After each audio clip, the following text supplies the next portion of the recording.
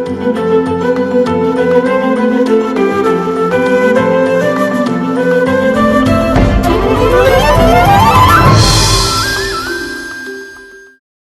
വടക്കാഞ്ചേരി നഗരസഭ ഒരുപാട് അവാർഡുകൾ ലഭിച്ചു, ഒരുപാട് പദ്ധതികളൊക്കെ നടത്തി, കേരളത്തിൽ അറിയപ്പെടുന്ന ഒരു നഗരസഭയായി.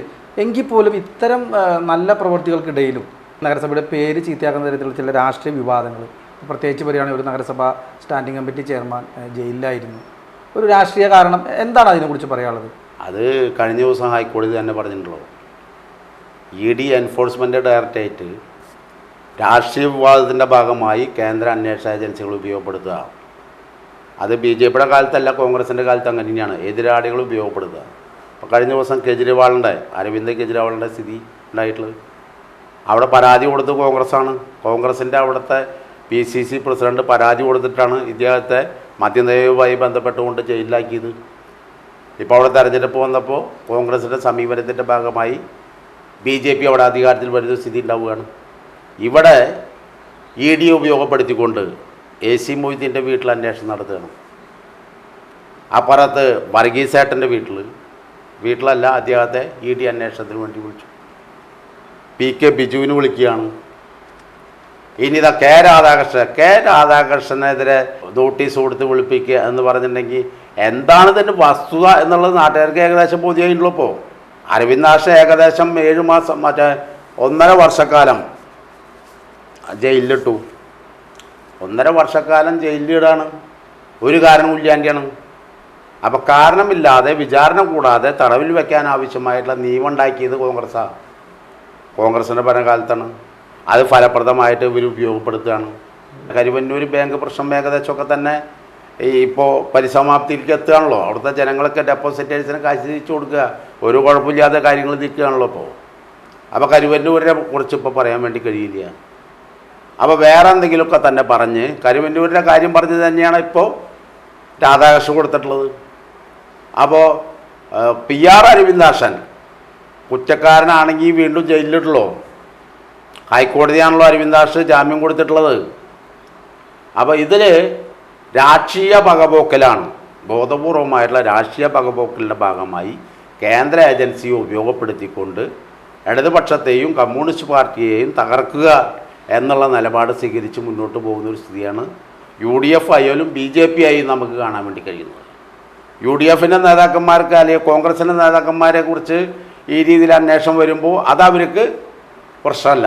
പക്ഷേ ഇവിടെ കേന്ദ്ര ഏജൻസിയുമായി സഹകരിച്ചുകൊണ്ട് ഇടതുപക്ഷ ജനാധിപത്യ മുന്നണിയെ തകർക്കാൻ ആവശ്യമായിട്ടുള്ള നിലപാട് സ്വീകരിക്കുന്നതിന് വേണ്ടി എന്താണ് മാർഗം, ആ മാർഗങ്ങളാകെ ഉപയോഗപ്പെടുത്താനും അതിനെ സപ്പോർട്ട് ചെയ്യാനും വടക്കാഞ്ചേരി നഗരസഭയിലെ ചില കൗൺസിലർമാർ, UDF കൗൺസിലർമാരൊക്കെ തന്നെ തയ്യാറാവുന്ന ഒരു സ്ഥിതി നമുക്ക് കാണാൻ വേണ്ടി കഴിയുക. ഇപ്പോൾ അരവിന്ദാക്ഷൻ ജാമ്യത്തിലാണ്. അരവിന്ദാക്ഷൻ കൗൺസിൽ യോഗത്തിൽ പങ്കെടുക്കേണ്ട ഒരു കുഴപ്പമില്ല. അരവിന്ദാക്ഷൻ കുറ്റക്കാരനില്ല എന്നാണ് പറയുന്നത്. കുറ്റക്കാരനല്ല, രാഷ്ട്രീയ പക്ഷപാതത്തിൻ്റെ ഭാഗമായി പകപോക്കലിൻ്റെ ഭാഗമായിട്ടാണ് അരവിന്ദാക്ഷനെ കേസിൽ ഉൾപ്പെടുത്തി ജയിലിലായിട്ടുള്ളത്. നമ്മുടെ വടക്കാഞ്ചേരി നഗരസഭയുടെ ഏറ്റവും വലിയ പോരായ്മയായിട്ട് അല്ലെങ്കിൽ എന്താണ് തോന്നിയിട്ട്, അല്ലെങ്കിൽ ഇനി ഏതൊക്കെ മേഖലകളിൽ നഗരസഭ മെച്ചപ്പെടേണ്ടതുണ്ട്, എന്താണ് അതിനെക്കുറിച്ച് പറയുന്നത്? നഗരസഭയുടെ പോരായ്മ എന്ന് പറയാൻ അങ്ങനെ പോരായ്മയെന്ന് പറയാം. ഇപ്പോൾ ഏറ്റവും പ്രധാനമായിട്ട് നമുക്ക് ഈ കാലഘട്ടത്തിൽ ചെയ്യാൻ വേണ്ടി കഴിഞ്ഞിട്ടുള്ളത് മാലിന്യ സംസ്കരണവുമായിട്ട് ബന്ധപ്പെട്ട പ്രശ്നമാണ്. വടക്കാഞ്ചേരി നഗരമാക്കാൻ ആവശ്യമായിട്ടുള്ള പ്രവർത്തനം നടക്കുകയാണ്. 18,868 വീടുകളാണ് വടക്കാഞ്ചേരി നഗരസഭയിലുള്ളത്. അവിടുത്തെയൊക്കെ തന്നെ അജൈവ മാലിന്യം, ഘനമാലിന്യം നമ്മൾ ശേഖരിക്കുകയാണ്. പ്ലാസ്റ്റിക് ശേഖരിക്കുന്നു, കുപ്പിച്ചില്ലുകൾ ശേഖരിക്കുന്നു, ഇലക്ട്രോണിക്സ് മാലിന്യങ്ങൾ ശേഖരിക്കുന്നു, വേസ്റ്റുകൾ ശേഖരിക്കുന്നു. ഇതൊക്കെ തന്നെ ഹരിതകർമ്മസേന ശേഖരിച്ചുകൊണ്ട് ഗവൺമെൻറ് ഏജൻസിയായ ക്ലീൻ കേരള മിഷന് നമ്മൾ കയറ്റിവിടുകയാണ്. അങ്ങോട്ട് കാശ് കൊടുത്തിട്ടാണ് കയറ്റിവിടുന്നത്. അപ്പോൾ ഖരമാലിന്യങ്ങൾ ഭൂമിയിലും മണ്ണിലും ലയിക്കാത്ത ഖരമാലിന്യങ്ങളാണ് കയറ്റിവിടുന്നത്. ലയിക്കുന്ന ജൈവമാലിന്യങ്ങളൊക്കെ തന്നെ ശേഖരിച്ചുകൊണ്ട് ഓരോ സ്ഥലത്തും ഉറവിടത്തിൽ തന്നെ സംസ്കരിക്കാൻ കഴിയാവുന്ന രീതിയിൽ സംവിധാനം ഒരുക്കിയിട്ടുണ്ട്. റിങ് കമ്പോസ്റ്റ് കൊടുക്കുന്നുണ്ട്, ബയോബിൻ കൊടുക്കുന്നുണ്ട്, ബയോഗ്യാസ് കൊടുക്കുന്നുണ്ട്, മണ്ണിര കമ്പോസ്റ്റ് കൊടുക്കുന്നുണ്ട്. ഇതൊക്കെ തന്നെ ഏകദേശം വടക്കാഞ്ചേരി നഗരസഭയിൽ ഒരു 12,000 വീടുകളിൽ ഇത്തരം രീതിയിലുള്ള മാലിന്യ സംസ്കരണ ഉപാധികളുണ്ട്. അത് അവരുടെ വീട്ടിൽ തന്നെ ഉറവിടത്തിൽ തന്നെ സംസ്കരിക്കാൻ കഴിയാവുന്ന രീതിയിലുള്ള സംവിധാനങ്ങൾ ഒരുക്കുകയാണ്.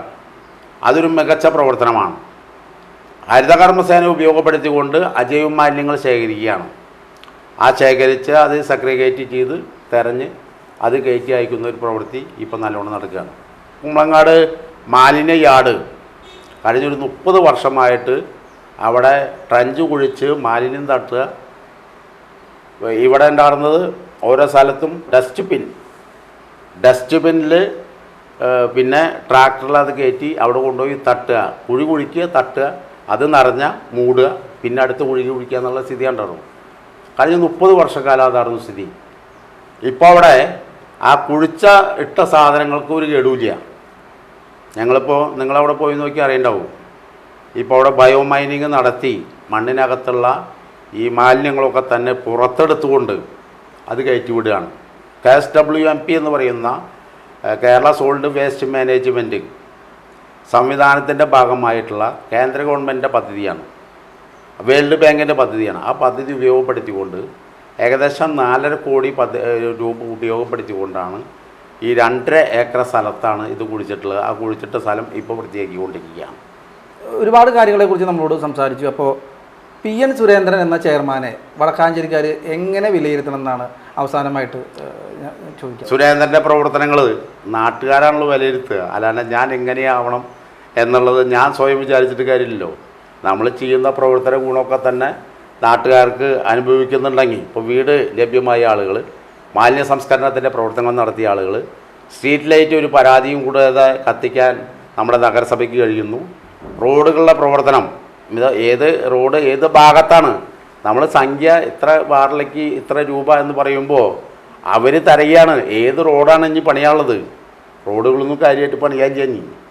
അപ്പോൾ റോഡുകൾ ശുചിയായി കൃത്യമായ രീതിയിൽ ഗതാഗത സൗകര്യം ഉണ്ടാക്കുന്നു, ശുചിത്വപൂർണ്ണമായിട്ടുള്ളൊരു അന്തരീക്ഷം നമ്മുടെ സമൂഹത്തിനകത്ത് ഉണ്ടാകുന്നു. ഇങ്ങനെ തുടങ്ങിയിട്ടുള്ള ഒട്ടനവധി പ്രവർത്തനങ്ങൾ വടക്കാഞ്ചേരി നഗരസഭയ്ക്ക് കൂട്ടായിട്ടുള്ള പ്രവർത്തനത്തിൻ്റെ ഭാഗമായി വ്യത്യസ്തമായിട്ടുള്ള അഭിപ്രായങ്ങൾ, രാഷ്ട്രീയപരമായിട്ടുള്ള അഭിപ്രായങ്ങളൊക്കെ തന്നെ പറയാം.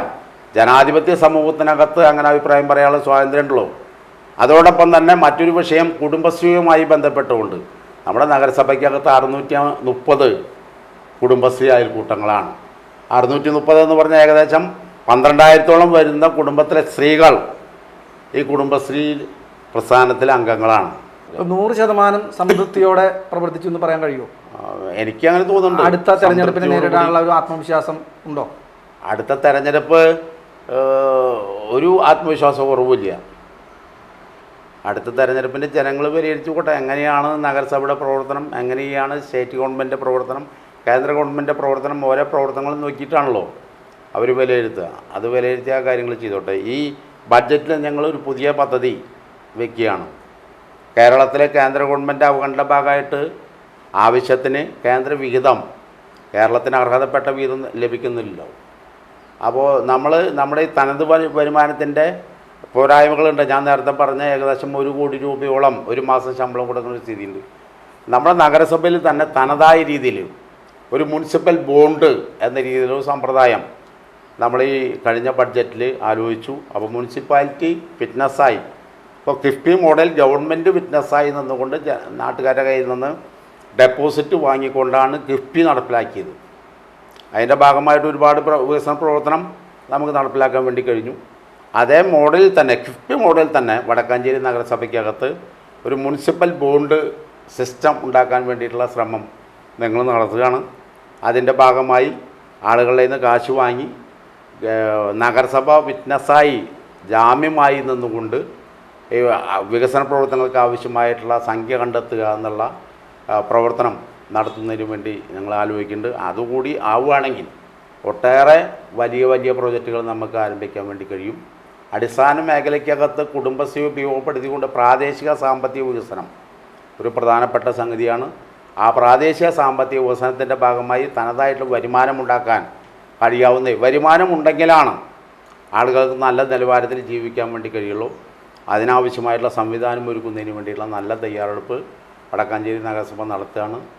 MP-യും MLA-യും എല്ലാ സംവിധാനങ്ങളും ഉപയോഗപ്പെടുത്തിക്കൊണ്ട് ഇപ്പോൾ വടക്കാഞ്ചേരിയുടെ ഏറ്റവും പ്രധാനപ്പെട്ട സംഗതി കിഫ്ബി ഉപയോഗപ്പെടുത്തിക്കൊണ്ട് ഗവൺമെൻറ് 2 പ്രധാനപ്പെട്ട പ്രോജക്റ്റ്. ഒന്ന്, നമ്മുടെ നഗരസഭയ്ക്ക് കീഴിലുള്ള എല്ലാ സ്കൂളുകളും അതിൻ്റെ അടിസ്ഥാന സൗകര്യം, പുതിയ കെട്ടിടങ്ങൾ, പുതിയ ക്ലാസ് റൂമുകൾ, സ്മാർട്ട് ക്ലാസ് റൂമുകളൊക്കെ തന്നെ ആരംഭിക്കാൻ കഴിയാവുന്ന രീതിയിലുള്ള സംവിധാനം ഉണ്ടാക്കാൻ വേണ്ടി കഴിഞ്ഞിട്ടുണ്ട്. ഇപ്പോൾ ഓട്ടുപാറ ആശുപത്രി ജില്ലാ ആശുപത്രിയാണ്. അത് കിഫ്ബി ഫണ്ട് ഉപയോഗപ്പെടുത്തിക്കൊണ്ട് ഏകദേശം MLAയുടെ കാലഘട്ടത്തിൽ 18 കോടി രൂപ ഉപയോഗപ്പെടുത്തിക്കൊണ്ടാണ് ഒരു ജില്ലാ ആശുപത്രിയുടെ നിലവാരത്തിൽ ഉയർത്താൻ കഴിയാവുന്ന രീതിയിലുള്ള സാങ്കേതിക സഹായത്തോടു കൂടിയിട്ടുള്ള പ്രവർത്തനം അവിടെ നടന്നുകൊണ്ടിരിക്കുകയാണ്. അപ്പോൾ കൂടുതൽ ആത്മവിശ്വാസത്തോടു കൂടിയിട്ട് തെരഞ്ഞെടുപ്പിനെ നേരിടാൻ കഴിയട്ടെ എന്ന് ആശംസിക്കുന്നു. ഇത്ര നേരം ഞങ്ങളോട് സഹകരിച്ച VCV ന്യൂസിനോട് സഹകരിച്ച താങ്കൾക്ക് എല്ലാവിധ നന്ദിയും അറിയിക്കുന്നു. എല്ലാവിധ ആശംസകളും.